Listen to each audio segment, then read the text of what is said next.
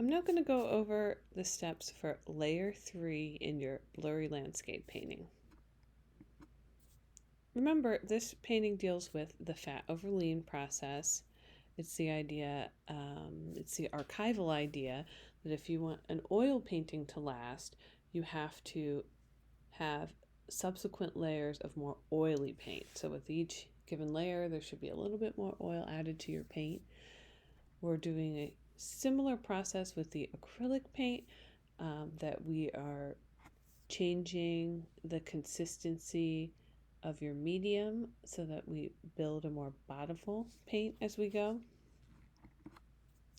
And just a reminder, when we're talking about mediums, paint consists of two things. There's the pigment, so the actual particles of color in the paint, and then the medium that those pigment is suspended in. In oil paint, it's typically clear oil. In acrylic, it's a polymer medium. Now, as we go, as I mentioned, we're going to start to alter those mediums so you can add different things that the pigment is suspended in. You can add more of something, and you can actually alter the consistencies of the paint entirely. Now, the last layer we made, if you're an oil painting, a classic oil painting medium, we're going to continue to use that for this layer because we're going to do one more layer at the end where the final layer we'll just use linseed oil. Now remember, the classic oil painting medium is 1/3 linseed, 1/3 Damar varnish, 1/3 Gamsol, and you're going to mix those all together in the bottle that came in your kit for your classic medium. If you're in the acrylic, you are going to use 2 mediums for this next layer. You should have your matte medium and your retarder, and we're going to mix those together for a slow dye medium. Remember, it should be 1/2 retarder, 1/2 matte medium, and you're going to mix those together in the container that came in your kit, or, if you didn't buy the kit, just a small, like little travel size shampoo bottle. You're going to mix those together, and you're going to use that still on your 3rd layer. Now, this 3rd layer, you can see it here. The image that you're going to see is much more in focus. It's not totally in focus left. We're going to have one last final layer where you'll be able to see everything perfectly in focus. As you can see, this time you can see much more texture and the color is in greater contrast. So you're starting to actually see some details. Now I'll warn you, as things start to get in focus, things are going to seem a lot different. You want to focus on things that you see, not things that you don't see. The goal of this painting isn't for the end product to look exactly like this photograph. If we wanted it to look that way, there's a whole nother process that we would go through to try to get it to make it so it looks exactly like the photograph. We're just using this as a source to practice these layering processes that we're working on. So don't worry if things are a little bigger, a little smaller, if something's off. That doesn't matter. We're just using this as an image source to work from. So now, like I said, you have to decide what you're going to correct and what you're going to change, what you're maybe going to slightly alter the color on. If there are things that you want to cover up, you're going to use opaque paint. And if there's things that you slightly want to alter, you're going to use transparent paint. You do not need to completely cover over everything in this from the 2nd layer. You're just going to go in and change what you need to. Now, if you used oil paint, remember you're going to use the classic medium in this layer.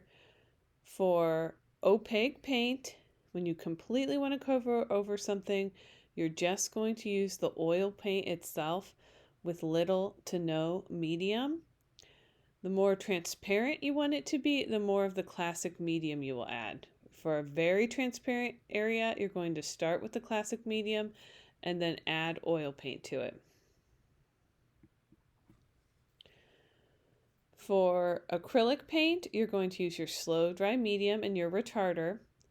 For opaque paint, you're just going to add a few drops of the retarder. The paint will remain opaque, but will dry more slowly for easier blending. For the transparent areas, you're going to use your 2-part slow dry medium. The more of the medium you add, the more transparent it will come. For a very transparent area, you're going to start with the slow dry medium and then you're going to add acrylic paint to it.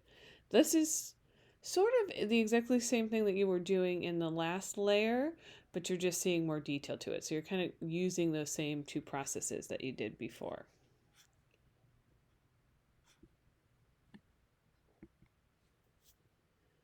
So the major difference in this layer is that you're seeing more texture. So you might want to think about getting out some of your textural tools.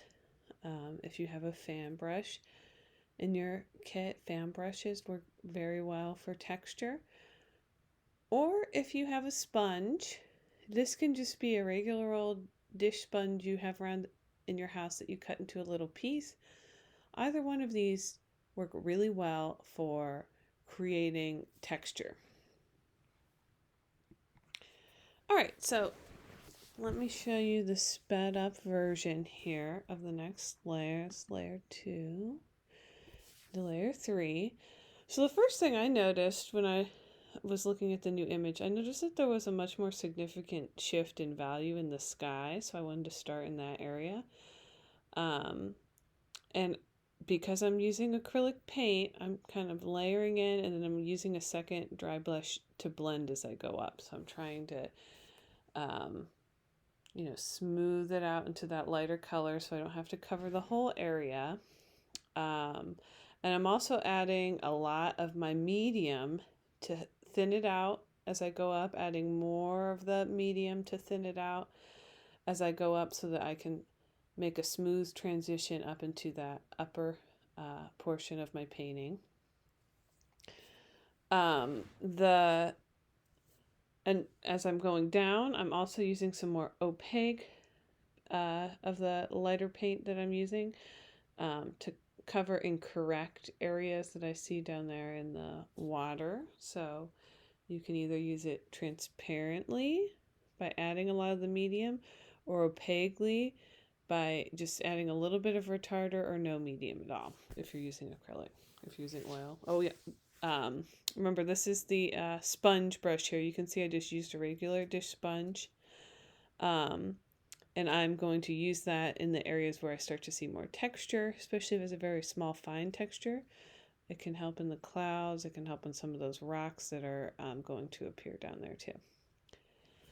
So like I said, this is, as we go, I notice some more contrast in the background that I'm starting to add along that skyline. So I'm using opaque paint to darken areas. I'm using transparent paint when I just need to slightly alter the color or the shade. You can see I'm using my sponge down there below to add some of the texture to the rocks or some of the texture I see in the lower grass. I use opaque paint to help me cover and kind of refine in the figure in the foreground that was maybe a little bit blobby before. Like I said, this is just a process of refinement and deciding where you want to use opaque paint and deciding where you want to use your transparent paint.